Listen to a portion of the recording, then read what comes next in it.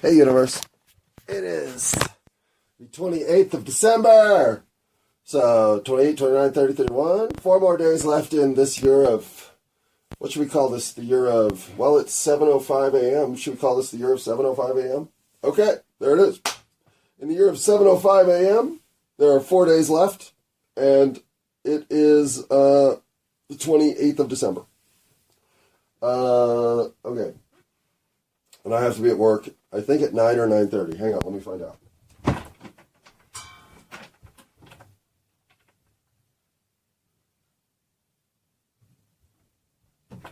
Woo! I don't have to be to work till 9:30. So, that gives me a couple hours to record here. But I don't need 2 hours. In fact, I'm only recording because I just listened to the one I cobbled together yesterday and realized I said I was going to talk about Sandy Hook and I never did. And while we don't talk about Fight Club, and we don't ever talk about Miswigs, well, we don't talk about the weather. I mean, we do talk about the weather, but we shouldn't talk about the weather. We know better. And we really don't talk about current events, because current events are stupid. For the most part. We do talk about football, which is stupid. So, we have some stupidity that we're trying to move away from. But we will not be moving away from the stupidity that is Sandy Hook until our fucking questions are answered. Well, that's not really true. I mean, I can't live my life worried about Sandy Hook. The fact that it's all lies. Can I? No. So I really don't care. And again, let's start by addressing the liars. Okay, the schemers. The ones who did this. The ones who are part of it. The ones who are trapped in it. Who fucking wish they hadn't done it.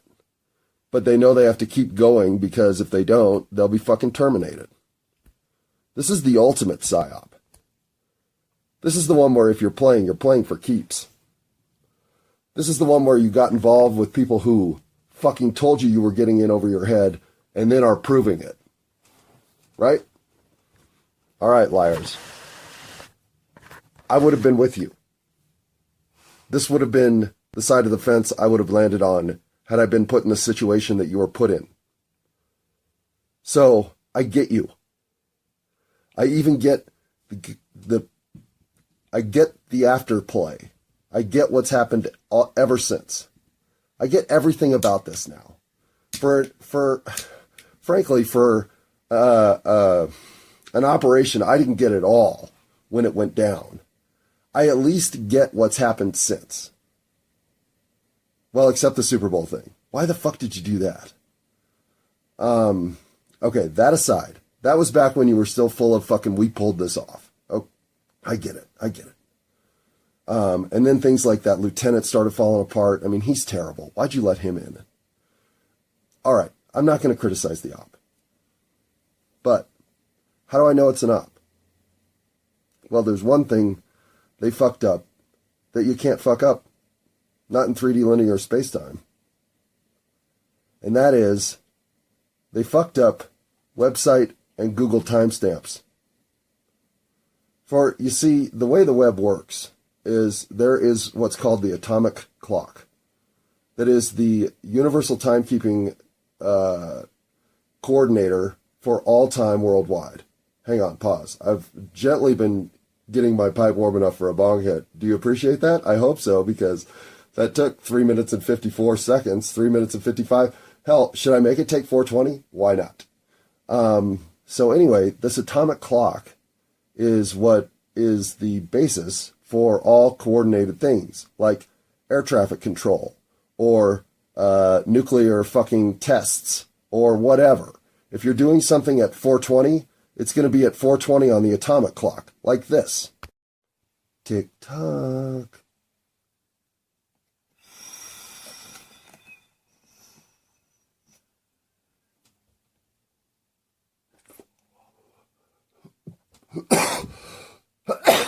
Oh, yeah. Okay. Wow. That was bigger, wake and bigger than we were looking for. But that's all for your advantage. You know me? Anything I can do to enhance the user experience. Even almost barf because I have no food in my stomach and I just cough like 16 times. Oh, wait, here's some San Diego sweet watermelon soda. Hold on, I'm going to have some food in my stomach soon. Refreshing. Okay. So the atomic clock is also something you can just go look up online. You can see it running. And it's to the nanosecond. And I believe it's updated. It's derived through through isotope degradation. It is as sophisticated a clock as science knows how to create, and as accurate a clock as science knows how to create. And because time is relative, all of this is determined by being on the spinning ball called Earth, or the flat plane called Earth plane, whatever the fuck you want to call it.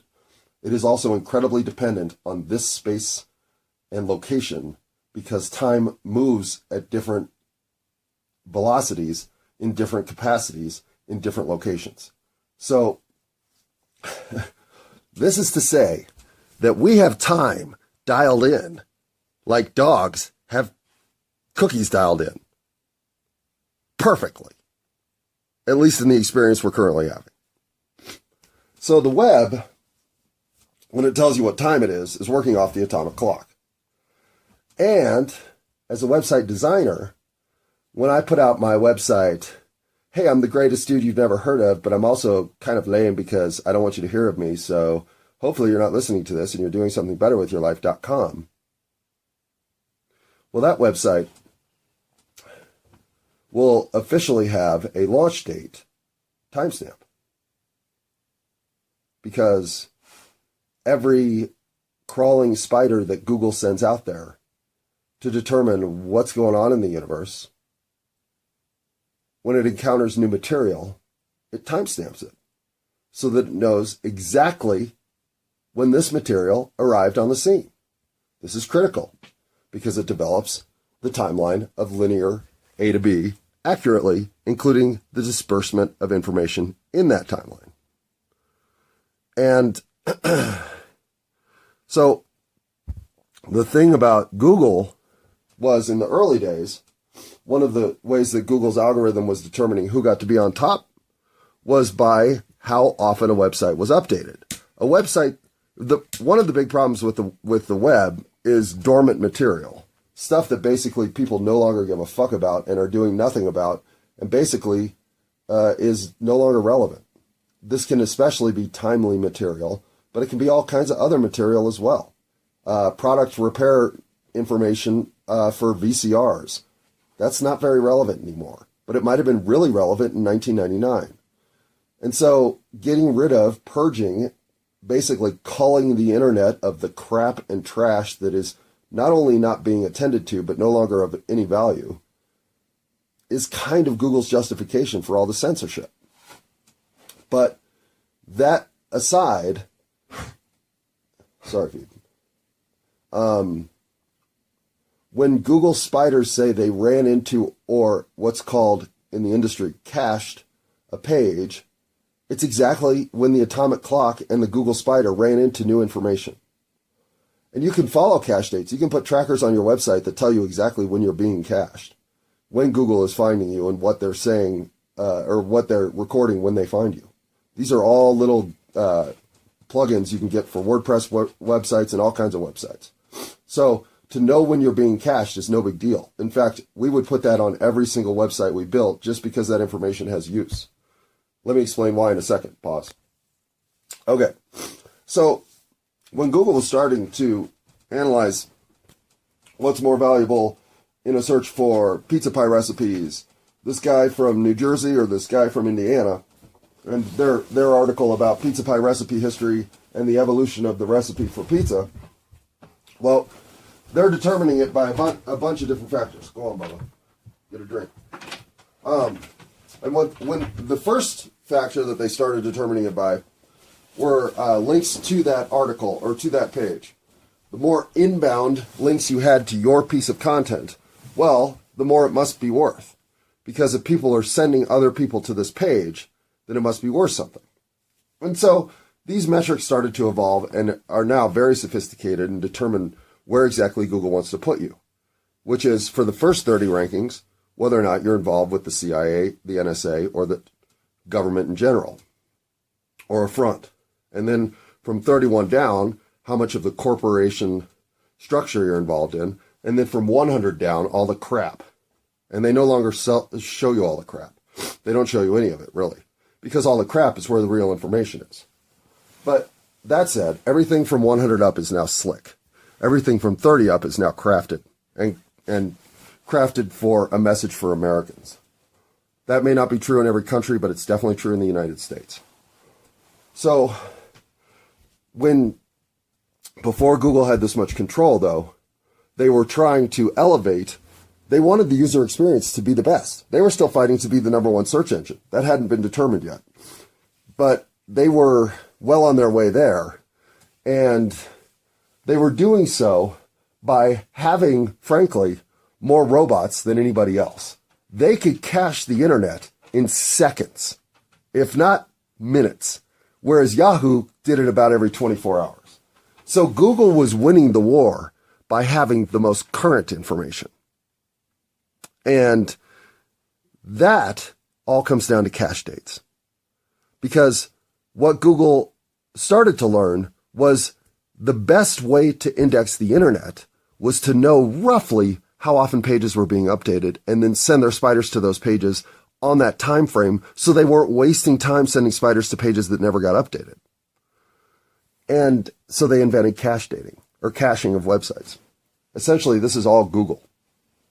And what it means is a page like CNN.com changes by the second.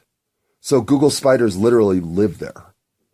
But a page like, I used to work for CNN.com, but they fired me and now I'm pissed off, so this is my website.com. Well, that guy wrote one article and has never touched it since 2008. So the Google spiders now go to that page on a monthly basis because you never know when somebody's going to actually update something.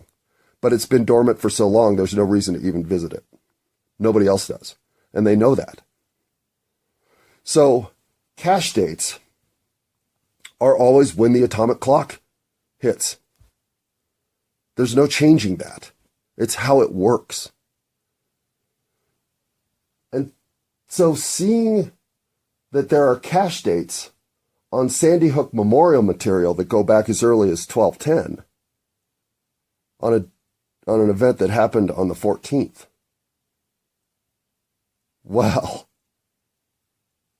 bullshit, Google got it wrong. Bullshit. Now, those United Way pages from the 13th and the 14th, the morning of the 14th, the early morning of the 14th. Well, those are fuck-ups too. I mean, at least they followed through on the instructions correctly and waited till the day of the event. But you posted them literally minutes after the event happened. There's no way to have created the page in time. You had to have pre-created it. And it's just this little tiny niche of information that I happen to be very deep on. I was a partner in a digital marketing advertising agency, which means essentially that smart people who were figuring out how Google was doing stuff started selling to other people that information of how to game the Google algorithm so that you could sit toward the top. And cache dates were a huge part of the war. So I know what the fuck I'm talking about. There's no way that the websites that were set up and dated pre the event could have been mistakenly indexed by Google. It could not have happened. Those cache dates are legit. That proves premeditation. The event is a lie. In some capacity. Why? Well, that's a big part of what I'm doing.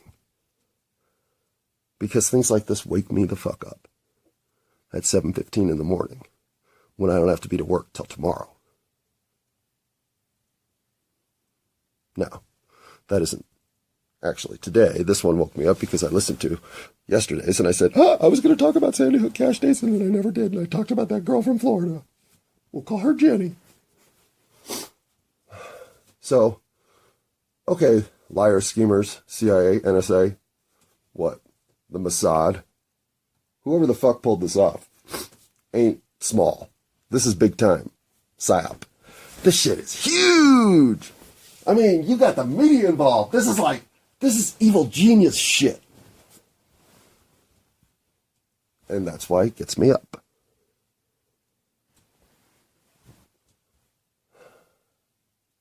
Because whoever pulled 9/11, it's the same level of shit right here.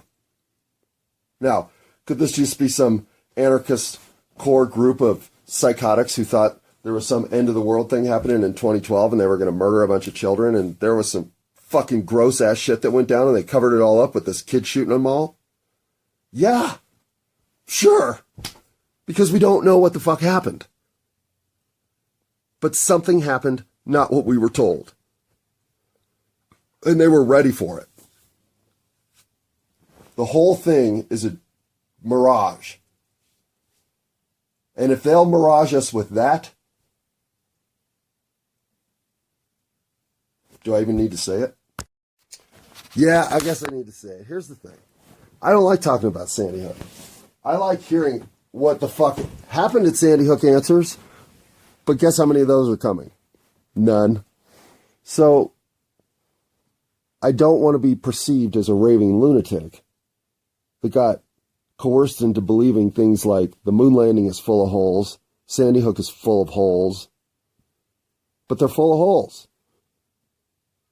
There are too many inexplicable activities in both zones for me to think anything other than the worst. Why has no one ever been back to the moon since 1972? Since Richard Nixon was in White House for all of the moon landings. No one's been before or since. That alone is enough to open an investigation. And that's fact number 1,609 on the list of 1,609 facts about the moon landing that are fucked up. And Sandy Hook has more. Not than the moon landing, than the cache dates. Provably false parts of the official report, going all the way back to the 911 calls. They don't add up. They don't sync up. Okay, it was a chaotic, terror-filled day. Yes, it was. But 911 calls reconcile, because the timeline can't be different in two different phone calls. It will sync up because it has to. There's only one event. All right. I don't want to end on this note of consternation. So here's what I'm going to do for the first time ever. I'm going to record at work on my first break. No, let's do it on my lunch hour because that's a half-hour break. So on my lunch hour, I will go out to the break area, hopefully alone. I will find a place where I'm alone. I'm not about to talk in front of other people. And I will just see if this crustiness of my morning, all brought on by Sandy Hook, thank you, Robbie Parker, if this can be changed by going to work, will I be in a much better mood? Because my sources say yes. Pause, stop, whatever. Talk to you in 7 hours-ish. Ish. Later. Okay, I haven't even gotten in the shower. I mean, what I started doing was finishing up that project that involves the co-creator that's going to be interviewed by moi in true interview fashion, because how's he going to decide if you want to work with somebody except to interview him, right? Well, that alone has taken me off the Sandy Hook fucking spiral downward. Life's good. Sandy Hook is bad. But I will get back to more life is good at work. Life is good at work. I'm an American who can say that. Do you know how rare that is? Oh, life is good. All right, fellow humans, if there are any of you, because like again I said, this could easily be a simulation all for me. But if it is a simulation, and let's say it's a simulation for like 11 of us, or even 19 of us, that way we all get one porno and one object in the simulation to complete the game. And if the simulation exists, wouldn't it exist to test something? Well, it would also seem like you would feel like you were in a contrived society, where like one group of people was ruling the roost. That feels contrived to me. And it would seem like, wouldn't the simulation be there to test your ability to rise above current circumstances and make them better? What other simulation would you be running? So when I look around and I see current circumstances in this tilted fashion wherever I care to investigate, well, of course it feels like a simulation. Of course it feels like I'm supposed to do something, because I am. I'm supposed to remind us that our humanity didn't dissolve. It didn't fall out of our ears while we were watching Gilligan's Island. It's here, it's alive, and it's the best of us. And if we don't start embracing it, well, I really don't know how this simulation ends. But I don't want it to end like Clue in one of three ways, all of which are predestined fascist self-annihilations. And I hope neither do you. But that's the last downer note, because now I'm getting some shoes and socks on. I'm going to bike my ass to work. I'm going to have a great first shift till I go to lunch, and then I'm going to explain why I had such a great turn of the day. Because I went to work at Home Depot. I mean, nobody's ever predicted this in ever. Now, will it come true? Well, I don't know. This 3D linear timeline that we're on, it doesn't give up its secrets very easily. But I'm willing to bet on it. And I don't bet on anything anymore. I used to bet on a lot. Now I don't bet. But I'll bet I can get this to 2222 because we're at 220. So this is 221. This would be 222. All right, universe.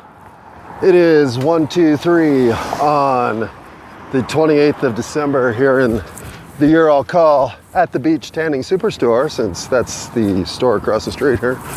And I'm on my break from work, which means I'm racing to Walmart to buy some yogurt so I have something to drink on shift. Because yes, I will push the definition of a beverage to include yogurt. But staying out of other people's way, making sure the geese don't get in my way, and having the kind of goddamn uplifting day that I just did not know that working at Home Depot could provide. I am in a fantastic mood, and I have to give most of the credit to my coworkers, because I've been doing that job now for 9 months again, and it has just been in the month of December that I have found going to work is an uplifting part of my day. Not just because it pays for my cell phone, but because I am getting rewarding time that is meaningful to me from work.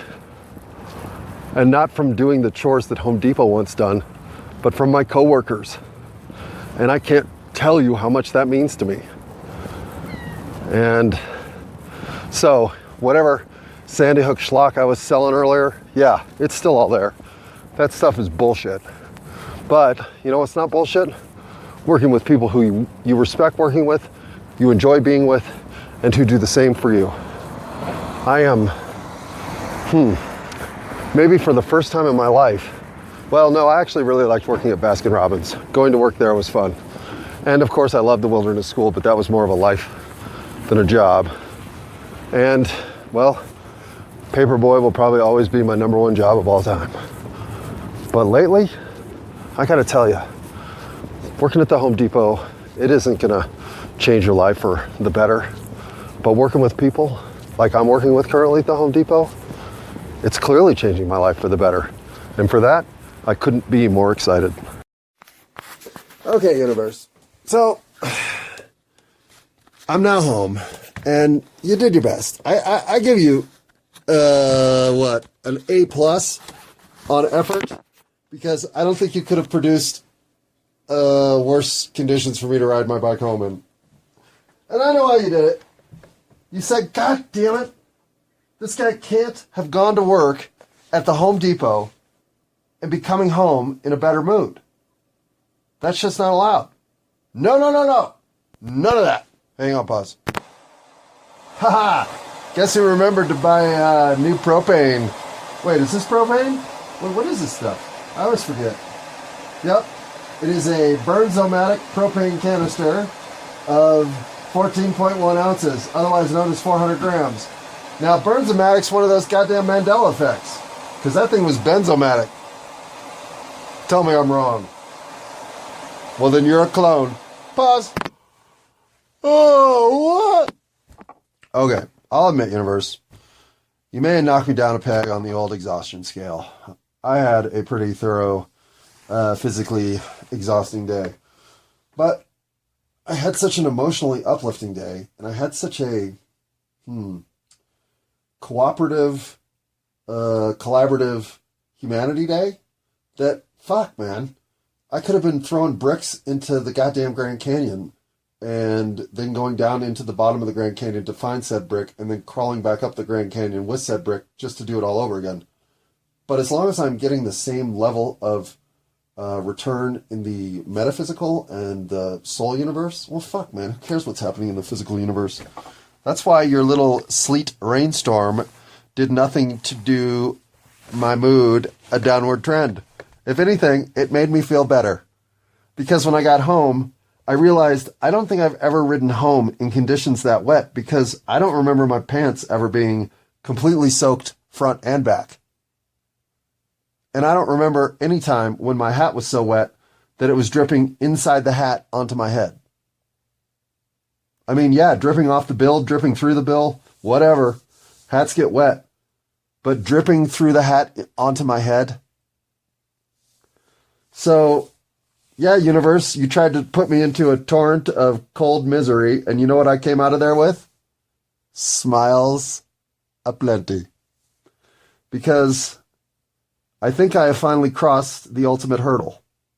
And that is being able to go to work in a mood and come home from work in a better mood. I told you I would do that today, work. Well, I told the universe I would do that, and work's part of my universe. But to have the unexpected return of mood lift all the way to fantastic, well, if I were for sale at Home Depot, I would not be fantastic. But if I were a mood in the universe, I don't know. Fantastic's a pretty goddamn good choice.